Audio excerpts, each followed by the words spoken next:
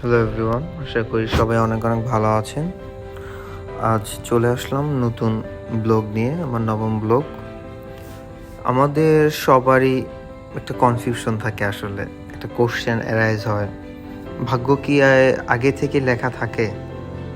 আসলে কি এরকম? তো আমি আমার নিজের মতো করে কিছু কথা শেয়ার করব আপনাদের মাঝে। আশা করি সবাই ক্ষমা সুন্দর দৃষ্টিতে দেখবেন। ভুল ত্রুটি হলে কমেন্টে বলবেন, আমি আর ভুল ত্রুটিগুলো শুধরানোর চেষ্টা করব। অনেকেই বলে ভাগ্যে যা আছে তাই হবে, কেউ আর বলে ভাগ্য বদলানো যায় না। কিন্তু আমি একবারও বিশ্বাস করিনি ভাগ্য চুপ করে বসে থাকা মানুষের ঘরে এসে হাজির হয়। ভাগ্য আসলে এক ধরনের সুযোগ, অপরচুনিটি, যেটা খুঁজে পেতে হয়, তৈরি করতে হয়।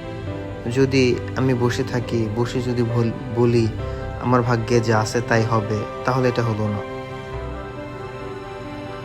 আর সে সুযোগ তৈরি হয় শুধু তখনই যখন আপনি চুপচাপ বসে না থেকে লড়াই করবেন। আপনার জীবনটাকে আপনি কিভাবে দেখেন সেটাই নির্ধারণ করে আপনি ভাগ্যবান কিনা।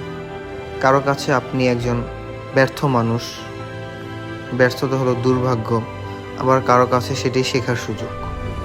ব্যবধানটা শুধু মন মানসিকতার। ভাগ্য অনেকটা আসলে নদীর মতো, যদি আপনি সাঁতার না জানেন তবে সেটা আপনাকে ভাসিয়ে নিয়ে যাবে অজানায়। কিন্তু যদি আপনি নাও হাতে তুলে নেন, মানে নৌকা, তাহলে স্রোতের দিকও আপনাকে ঘুরিয়ে দিতে পারে।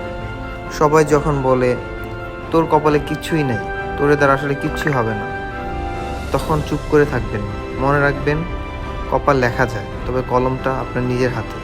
হ্যাঁ, জীবন কঠিন, সবসময়ই সহজ পথ মেলে না জীবনে, কিন্তু ভাগ্য তাদের পক্ষে যারা নিজের ভাগ্য নিজে লিখে। তাই নিজের জীবনের গল্পটা আপনি নিজেই লিখুন। সবার মতো ভাগ্যের দোষ দিবেন না কখনো, কারণ আপনার ভাগ্য আপনি, আপনার পরিশ্রম, আপনার সিদ্ধান্ত, আপনার বিশ্বাস, আপনার দৃঢ়তা, এটাই আসল লক্ষ্মী, এটাই আসল ভাগ্য। তো আমরা আসলে ভাগ্য কি সত্যিই লেখা ছিল, এই কথার পিছনে না ছুটে আমাদের আসলে ট্রাই করতে হবে। ট্রাই করে কিভাবে আমাদের নিজের ভাগ্যকে আমরা নিজে ঘোরাতে পারি, নিজের ভাগ্যের চাকাকে আমরা কীভাবে ঘোরাতে পারি। তো সবার জন্য শুভকামনা রইল। থ্যাংক ইউ ভেরি মাচ আমার ভিডিওগুলো দেখার জন্য। আশা করি আমার সব ভিডিওগুলো দেখবেন, লাইক করবেন, শেয়ার করবেন, সাবস্ক্রাইব করবেন এবং কমেন্টে আপনাদের মূল্যবান কথা বলবেন।